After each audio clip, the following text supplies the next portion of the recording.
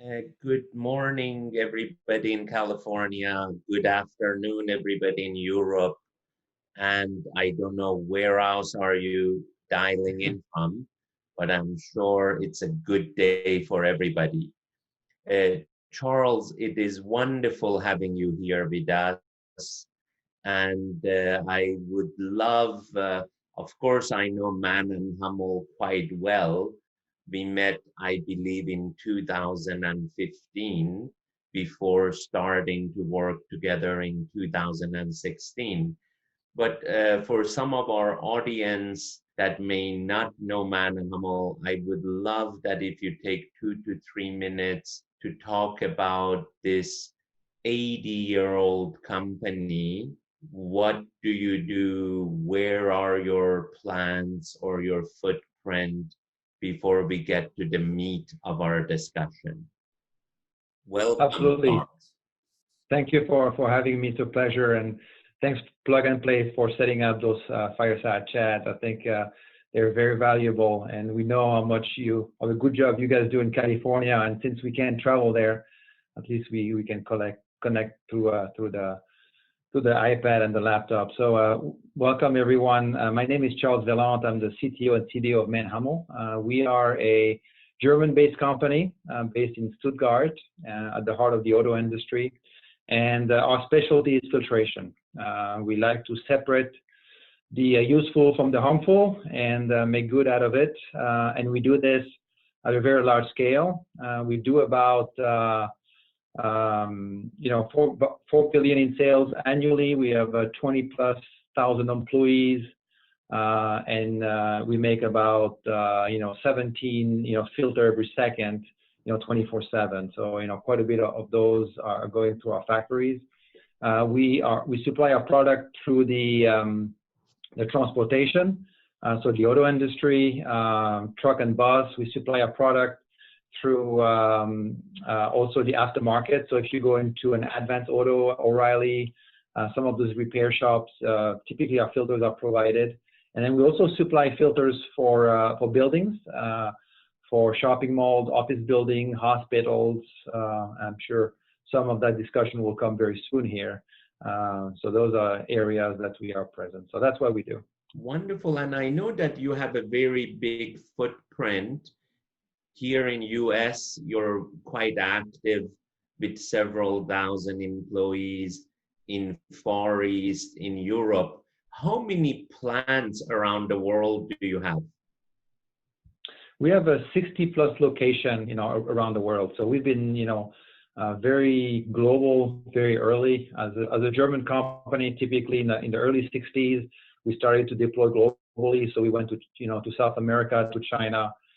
So we are quite present. Our products are pretty large, so they're not very easy to ship. They're very expensive to ship. So we typically have to produce in the market. And being a global player, we have to be close to our customers. In North America, we have 7,000 employees, mainly in the United States. Obviously, I think about 4,500, 5,000 employees in the United States, and the rest in Canada and Mexico. Wonderful. And your title is Chief Technology Officer and Chief Digital Officer. And may I ask, how did your journey begin for innovation or Chief Digital Transformation? When did you think about technology being so important for MANNHUMMEL, and how did your relationship with Plug and Play begin? Sure. So as mentioned by Johannes, I've been working for MANNHUMMEL for 20+ years, 23 years in fact. So I spent a lot of my career in product development, project management, basically developing products for the OEM in Michigan and bring them into production. And about 10 years ago, a bit more now, I started to be involved with technology, and I was asked to go to Stuttgart to revamp the innovation process and to accelerate the pace of innovation. And that's what I have done over the last year. So I've been involved with corporate strategy, product strategy, corporate ventures, startup, those type of things. And when people ask me as a CTO, what's my job? My job is to build things, build technology, build businesses, business model, and teams. And that's really what I do. And we met in 2015, 2016, when I get a call from you guys asking me to come to Silicon Valley. And my first reaction is, what the heck is a filter company going to do in Silicon Valley? I mean, we don't do computers, we don't do chips.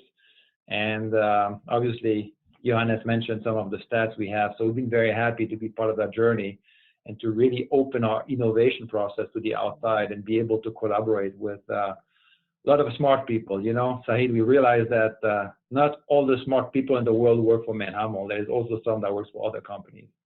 Yeah, and we talk in Plug and Play about open innovation because we would like to have OEMs like Mercedes, Porsche, Volkswagen, Nissan, and global brands to work with tier 1, tier 2 suppliers to not only look at new technology, but implement it in the whole value chain. How does this open innovation suits MANNHUMMEL, and what do you think about this whole multi-players, multi-corporation being on the same platform? Yeah, I think there needs to be a shift of working. I think we have taught our associates for a long time that IP is very important, USP is very important, and so the way we've been working is in a very, let's say, isolated, introverted way, where we're very cautious about who do we collaborate with. And I think for this open innovation to take place, people have to be willing to really collaborate together. They need to understand that the speed to market is probably more valuable than protecting some of the IPs. Just think about the time that you require to file a patent today. I mean, we can spin out IoT solutions much faster than we can even file for a patent. And by the time the patent is filed, the product is already obsolete. So this method, is kind of very slow, and therefore you have to have the courage to work with other people and to share technology with companies that are not yours. But if the speed to market is what you're looking for, I think you have to have the courage and taking the risk to collaborate. And we know that the ones that are doing that well are quite successful, and the ones that don't, I think, will suffer in the long run. You're absolutely right. We feel like Ola from Mercedes mentioned to me that you need to combine the speed and the agility of entrepreneur with engineering and scaling power of Mercedes, and together you could create value, hopefully faster, better, and cheaper, than working alone. I am amazed in how you engaged in doing pilots and taking it into production with some startups, but you're also innovated in InCube. Can you tell us a little bit about what is InCube at MANNHUMMEL? How has it done in the last couple of years? And I think we're going to have one of the InCube companies present later on. So I love that to hear it from you. Sure. I think just like many of the associates and people that are online today, when we go to Plug and Play, I think, the first day you walk to that door, you see that energy is like a beehive, going on, and you see people crawling in every corners, full speed ahead, building this technology, building those products. And then all of us that come from a large corporate organization, we ask ourselves, how do we bring that culture to our organization? I cannot take 20,000 employees to your building. First of all, it's going to be too small, and second, it's not practical. So I asked myself, how can we do this? And so we developed a program where we ask for volunteer to leave their job, leave their family for 6 months, and then come to Silicon Valley and working at Plug and Play. And in 6 months, they have to build a new business for us. So they have to start with 0 all the way up to 6 months to show commercial traction of a business. And they have completely freedom to operate. They completely self-organize. We coach them with, you know, some support in terms of design thinking, in terms of agile working, and so on. So we give them some tools, but they're completely independent. And what they realize is when they go into Silicon Valley, when they're outside this corporate shell of the large organization, suddenly they realize that the only resource that they don't have is time. Because we give them money, we give them tools, they can get, you know, they have a lot of, you know, contact with company, but the only resource they don't have is time, because we force them to show commercial traction very fast. And they don't have the excuse now that the hierarchy, the management is slowing them down, because there is no more management. And so suddenly they are in an environment where they have to decide and they have to take risk. And you realize that the first week is very difficult because they hate to take risk and they like to have somebody else to advise them. And so we put them in the environment. The experiment started in 2018. We have run 3 cohorts through InCube. And in fact, we have financed the three businesses. The first business is a business called Claire. They do artificial intelligence for building, and they're in the scaling up phase, and they're doing quite well. The second company is a AI engine for wastewater treatment called Trimetric, where we help operators avoid warranty costs. We're just scaling up right now, also in the US. And then the third one is Pure, which was a combination of face mask and fashion for the Chinese market. And Jasmine, our founder, that was in California, is now back in Shanghai, and she's starting this business. And we'll have a chance to hear from her in a few minutes. So I hope you like it. Wonderful. Again, congratulations in InCube and getting internal ideas to new companies and launching a product. You know, quite frankly, everybody talks about it, but you have been able to implement it. But to little bit change the direction, you know, of our conversation, what are, in your opinion, your biggest challenges and biggest opportunities? Then I will go after your response and talk about COVID-19 challenges and opportunities. But let's first stay to the main business, MANNHUMMEL. Sure. So I think the biggest challenge and the biggest opportunity is about who we are, is the size. We are market leader in our product line. We are successful because the way we've been running our business for the last 70 plus years.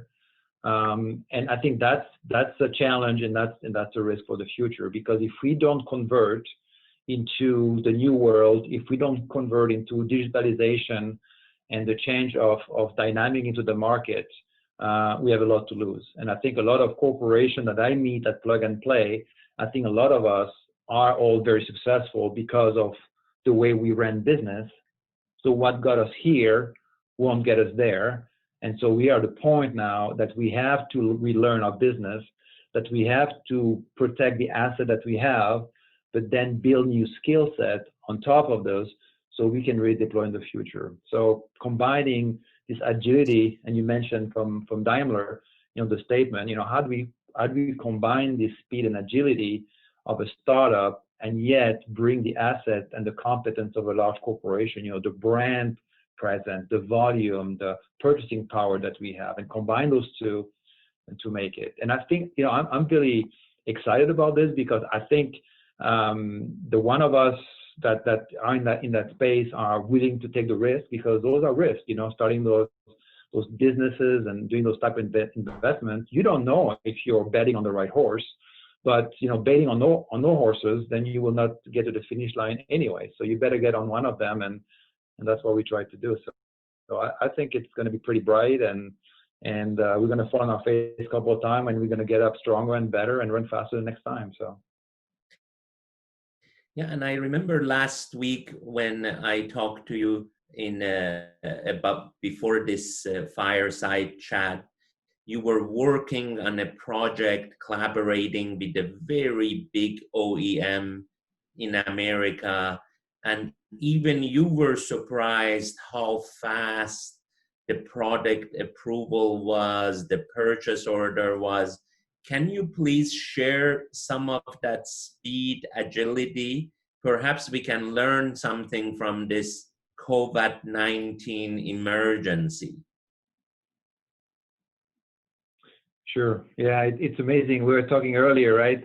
It's really amazing how creative and resourceful humans can be when they are in dire needs of finding solutions. So this is, I think everybody's watching the news, and we see the embodiment of the industry to try to help out. So there is some project running by the OEM in the US.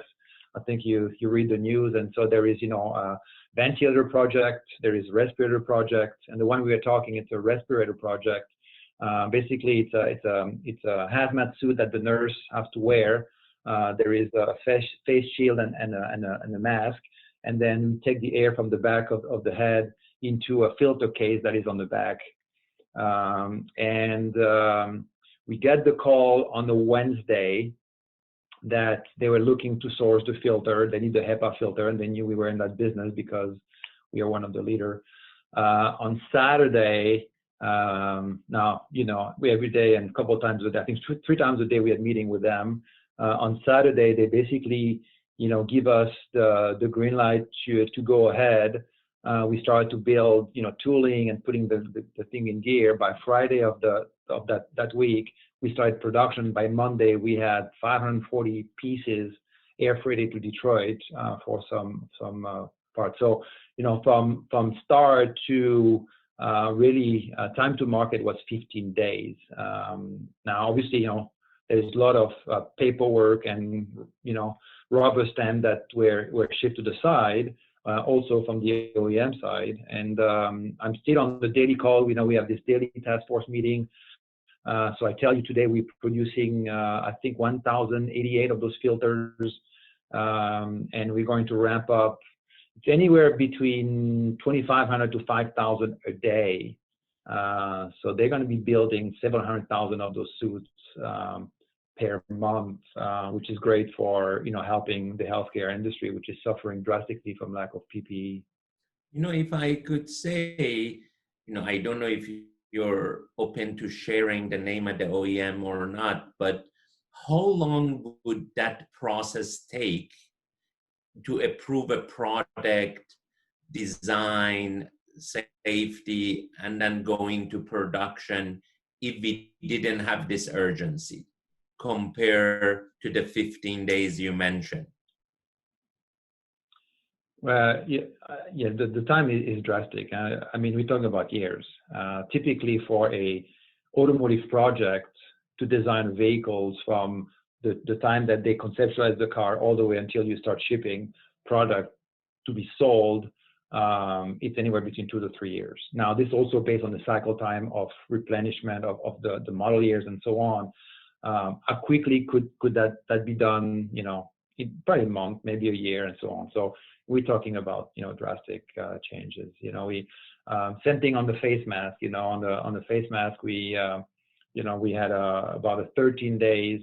From the time we decided to make face masks in the U.S. Obviously there is a huge problem with supplying those products, especially the N95 mask and the surgical mask.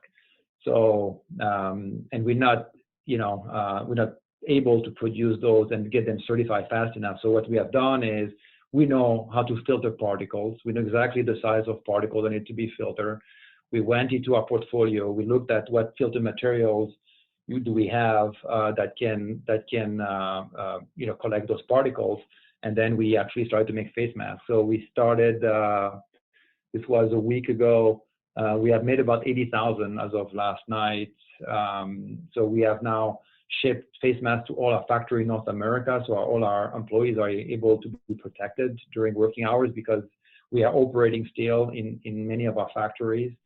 And then as of today, we are having an online store for employees only to be able to purchase those masks for themselves or their families. So they will be able to buy those.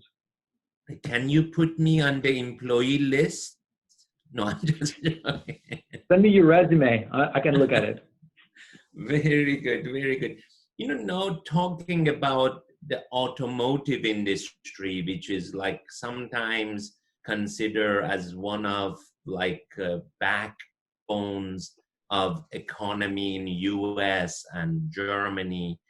You know, the automotive industry had a great, I would say, 10 years run, but we were already having challenges late last year, early this year, and then this COVID-19 hit. Can you tell us when did the challenges begin? And quite frankly, I'd love to get your thoughts because Mercedes plant shut down for almost a month, and the whole auto industry took a 1 month pause in Germany. I love to get your insight. That was that the right thing to do, and especially when we go back to work, I remember you had some interesting learning experiences from 2008, 2007 that I would love you to share with us. Yes, absolutely. So yeah, the auto industry, especially the new car business, is significantly down. We know that the European market is shut down currently. The North American market is shut down currently. So as I mentioned earlier, our factories are working, but the factories that are working are not our automotive OE factories. Those are the aftermarket factories, the one where we supply the stores and then the aftermarket, because we need to supply the ambulance and the trucks and all the freight, right? But on the OE side, our business is significantly down. So we are right now at about minus 95% of where we need to be, right? So basically, it's dark. Most people are laid off, direct, indirect. In 2008 and 9, during the last crisis, which is the big one we remember, and I remember the number was minus 75% in January 2009, and we said, oh my gosh, minus 75% of the plan. How can you survive? And right now we are at minus 95%, significantly more. What happened in 2009? Obviously, everybody was so worried about cash and cash preservation that everybody started to stop, the inventory, start ordering, shut down the factory. And what happened is the whole supply chain then really went dry. And as soon as we started to restart, the economy, the industry, and start to restart the factory, everyone had depleted their supply chain all the way to the tier 2, 3, 4, and 5. And we did not have raw materials. In fact, by August of 2009, we were running 3-shift operations 7 days a week already in the aftermarket because everybody was coming back to line. And we did not have raw materials. There's no more glue, no more paper, no more nothing. So we had to physically drive all over Europe to try to scavenge anything we can find, to make the product. So right now, as much as we are concerned about preserving cash and making sure that things are in order, we are extremely concerned about the ramp up, and the drastic, shock that this ramp up will have back on the economy, because we have never shut down that many factories at the same time. And when they will all restart, we're going to have trouble with machinery, trouble with supply chain. And so we are already talking a lot about how do we restart, and the fact it's going to be very challenging as soon as the restart will start. And I have had many conversations with large corporations, and they say the factories are not built to stop and to start. They are built to work at least 1 shift a day, sometimes 2 shifts a day. Can you tell us a little bit about production coming back in China? Because I believe in China, they are about 60 days 75 days ahead of US and Europe. What are you seeing in China and in Far East? Yeah, absolutely. I think China is ramping back up. Jasmine, that is on the line with us, and you know, she's in a plant in Shanghai, and we've got 90+% of the people back in the office. Plants are working, so orders are coming back on, you know, back on. So this is, you know, the bright spot, and we hope this is going to be the model that is applied, you know, in Europe, United States. The question is how quickly. I think what is clear is the way we work, though, and the way we will work when we ramp up will be different.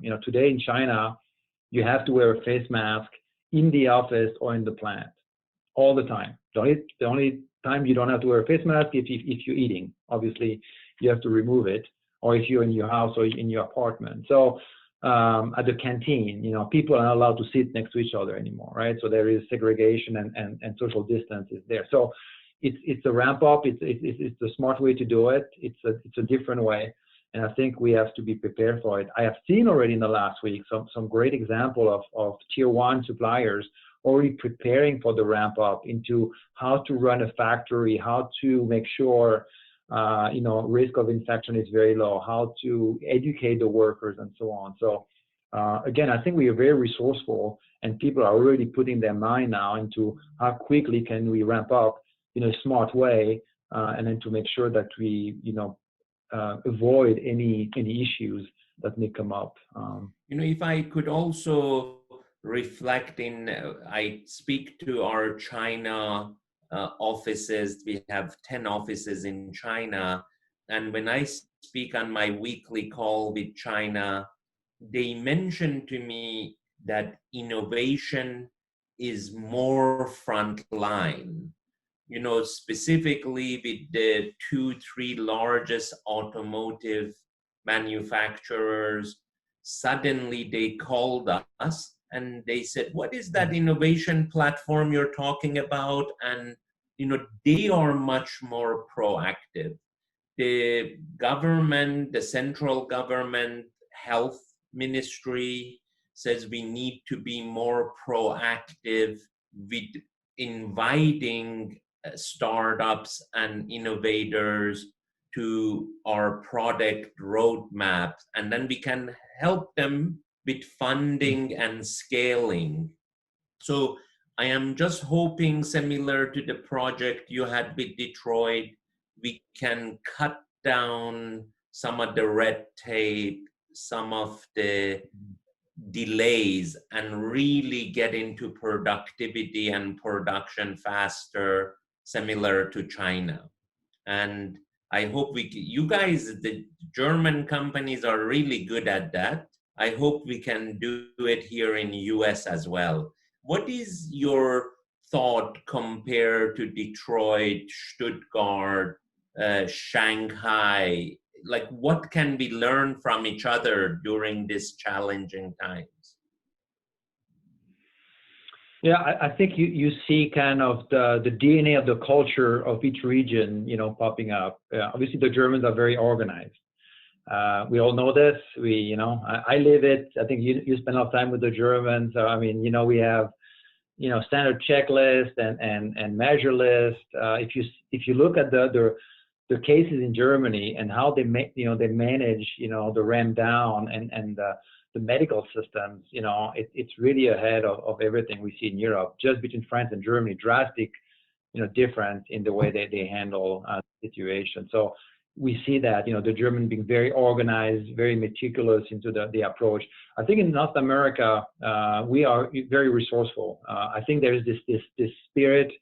You know, this is the example of, you know, Ford Motor Company building the B-52 bombers during the Second World War at the rate of 1 bomber an hour, which is technically impossible by any calculation. And they were doing one every 55 minutes, right? So, and I see this in some of the task force team we have here in the US. I think there is this feeling of, you know, we're doing this for a cause. You know, this is not about making money. This is not about saving the day. And I say this, you know, over and over. You know, a lot of my teams are working 7 days a week, and I say, guys, if we can just save one life. Everything we do here, just save one life. One more face mask for the right person at the right time. One more air purifier. One more respirator filters. Just one life. It just makes sense and it's worthwhile. And you see the people really connecting to this and really understanding that, you know, this is a cause, a mission that they are into it. So I see that in North America. You know, the Chinese, you know, they have a different way of working. Obviously, their government is much more involved. I think the way they dealt with the pandemic was extremely rapid, very drastic into the measures. You know, some of the measures they employed in China are measures we will not be able to employ in the Western country. I mean, we've seen some Chinese folks that went to Italy and basically told the Italian, you will never beat it the way you manage the whole thing. You're not strong enough. You're not, you know, and yet Italy did it, you know, with their own way, with their own method. And yes, the Italian had to learn that they have to wait in line and you know, stand 1.5 meters from the next guy and not rush on top of each other every 2 minutes, right? So I think every country was able to use some of their culture and adapt it. And I think what we have to do collectively, I mean, you're in California, I'm on the East Coast, we have people from all over the world. If we can leverage the strengths that we have in each of the corners, which is what we do at MANNHUMMEL today. You know, one of the task force, we're building a special air purifier for hospitals. In that task force, we have a daily call every day with Brazil, US, and Germany. And we are sharing between the three countries, you know, technical details and specification and manufacturing production and cost and everything else. And it's really amazing to see how the Germans are coming up with, you know, very good technical solutions. The American were very fast, and the Brazilian even faster than the Americans, you know. And I think this is how we can really, you know, create a better product. And the question that you have is the right one. Why do we need to have a pandemic to work this way? Why do we need a pandemic to develop a product in 15 days that actually works pretty good? And there was a great article in the Wall Street Journal, I think yesterday or the day before, that talked about how America is relearning how to do innovation. And it is about removing the red tape, removing some of the executives that, you know, slow down the process by asking for reporting and tracking of costs. It is about trying things that maybe are not perfect. And we heard, you know, the startup all the time telling us we have to do MVP. And we think we understand, but we still don't really do it. You know, we still want things to be perfect because we worry about warranty costs and we worry about, you know, legal issues and so on. And only when the crisis is so deep, we behave in a different way. Wonderful, Charles. I have to ask you this question before we open it to the audience for a question. You know, do you feel like your crystal balls, is this like a V shape? Is it going to be a slow coming back? Let's say, especially with the experience in China, what is your gut feeling? How long will be this is the biggest recession since Great Depression, or could it be short term? That's $1 million question. Here's Saeed, the investor, asking me a question, right? So it's you know, I like to be optimistic. You know, I want to be carefully optimistic. Obviously, this pandemic is something one of a kind. I mean, we would have expected just a few months back that this would slow it down. That, you know, the government of all the major countries are forbidding people to go to work. I mean, how crazy is this altogether? But I think, you know, there is some demand out there, and as soon as we will be able to figure out a way to go back to work, I think it's going to ramp up. So I would not be surprised if we're going to see, you know, a fast ramp up. We're going to have to deal with still the basic aspect of the pandemic. How do we make sure the weak and the old of our parents and grandparents, how make sure that they are protected until the vaccine comes into line. But, you know, we're smart enough, you know, I mean, we're clever enough, and China is showing us that they can do it. You know, if 60 days after 90% go back to work, okay, you have to cover your mouth with a face mask and make sure you have a meter distance, you know, when you sit next to somebody at a restaurant, then it can be done. And so that's what I think is going to happen. And I hope a year from now, I can go and shake your hand in Silicon Valley and talk about the experience we just went through. Wonderful. So you put me like saying as an investor, quite frankly, yesterday, Monday is our investment committee, and we did 3 new investments. And last week we did 4 new investments. I hope, because cash is king, I hope I am right. My gut feeling is June 1st, we will be start coming back. And again, as a leader, as one of the active investors, I don't want to stop. I think we need to keep positive attitude. Perhaps to be totally transparent, I reduced a little bit the size of our investments, but I need the team to be positive. We need to find new entrepreneurs and back them up. Some of the best companies in the world have been funded during challenging times. Absolutely. And I think I have Simon back. So maybe Simon can share with us some of the question from the audience. Yeah, fantastic. And what a great conversation. Charles, you spoke about this amazing global coordination between the various countries coming together at COVID, but obviously that's come from somewhere. And we've had some questions around your firm being potentially considered one of the more traditional. It's been around for a long, long time. Maybe you could talk about what was the transition to become the kind of firm that's able to move with such agility when this crisis has come up? Yeah, I mean, I think we perceive as very traditional just because of the type of product, and yeah, filters are not very sexy per se, but I think we realize that this transformation is taking place. I mean, the fact that we're very active with you guys in Silicon Valley since a few years, it's really an understanding that we need to learn how to work in a different way, and we need to change, the core DNA of our business. So when the pandemic come on board, a lot of the method, are the same that we employ when we do a startup. I mean, it's a lot of stand-up meetings. Is we use the Jira and Trello and all this tool that we're using.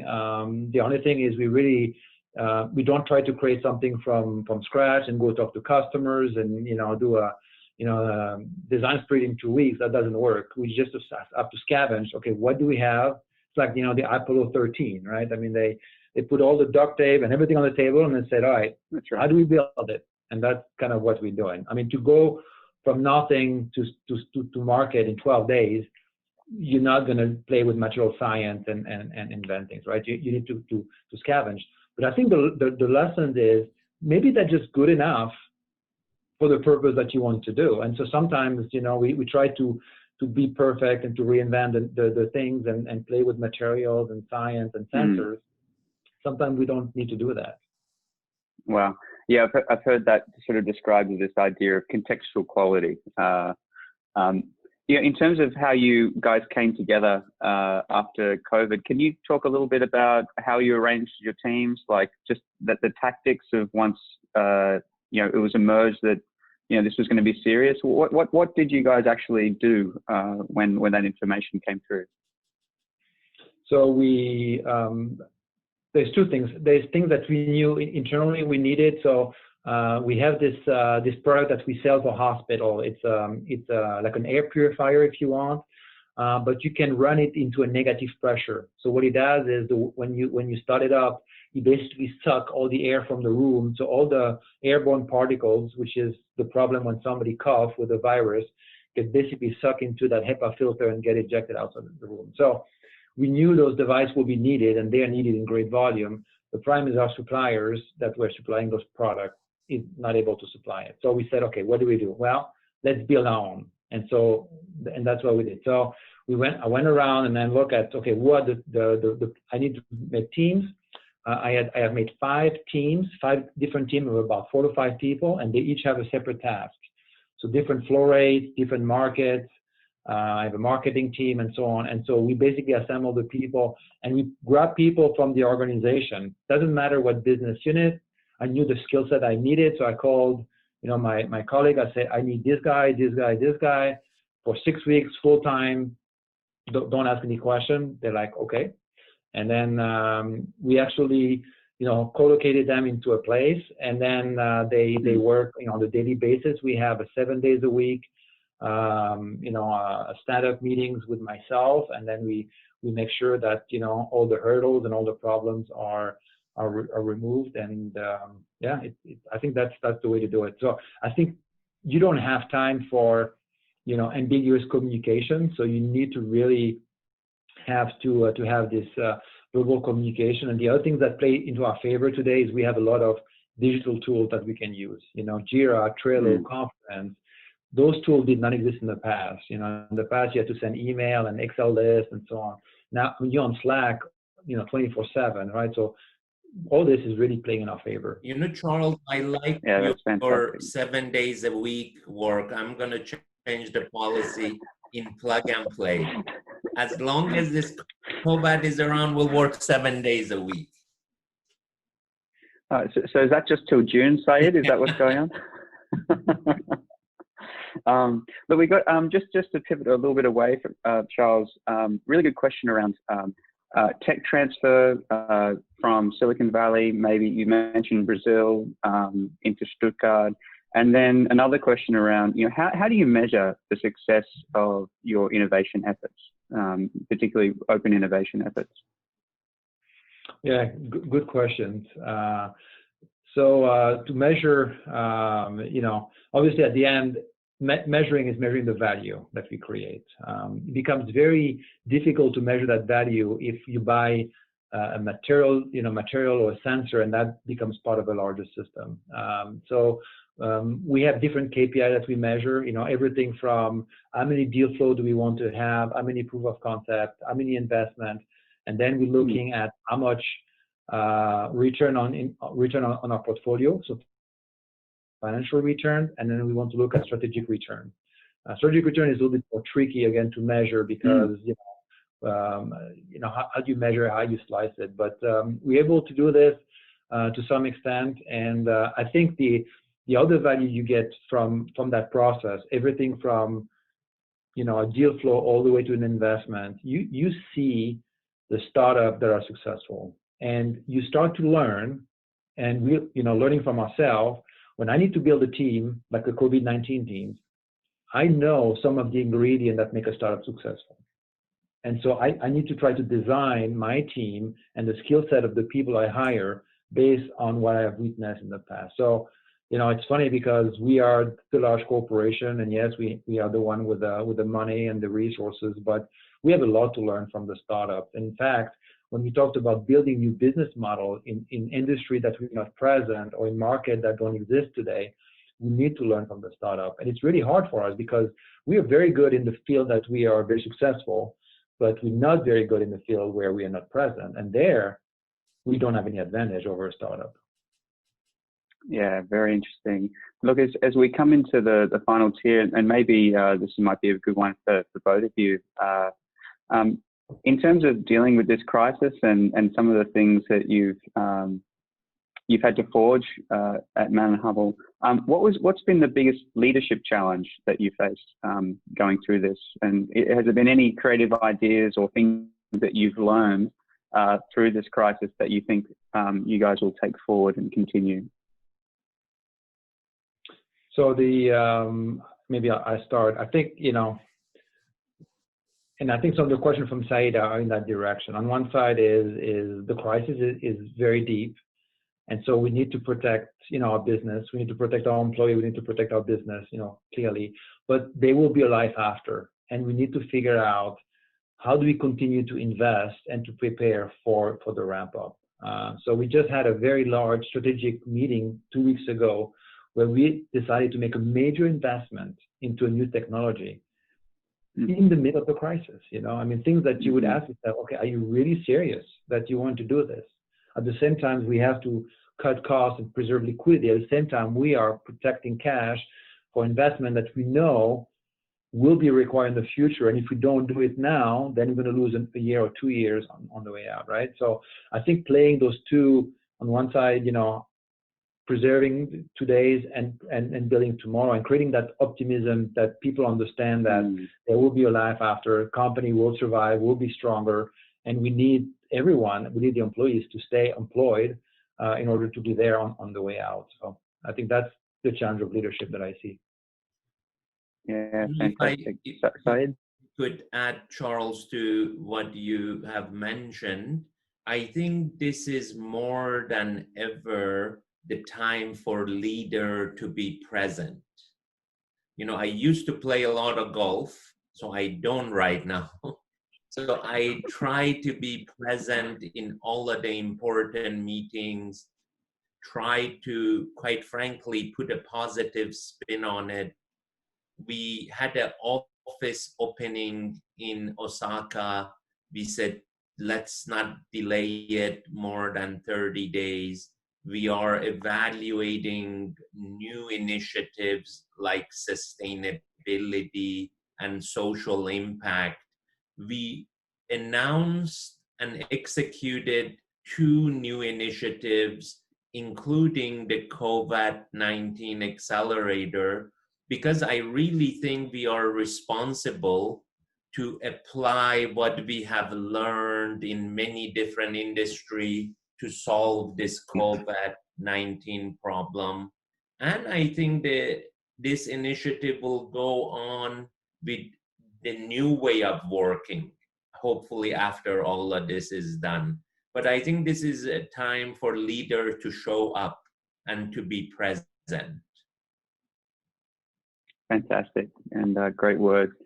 Charles and Saeed, it's been a terrific conversation. I'm going to land the plane and hand it back over to Johannes, but thanks so much for spending the time this morning to both of you. Thank you, Simon. Thank you. Great spending time with you. Thanks, Charles.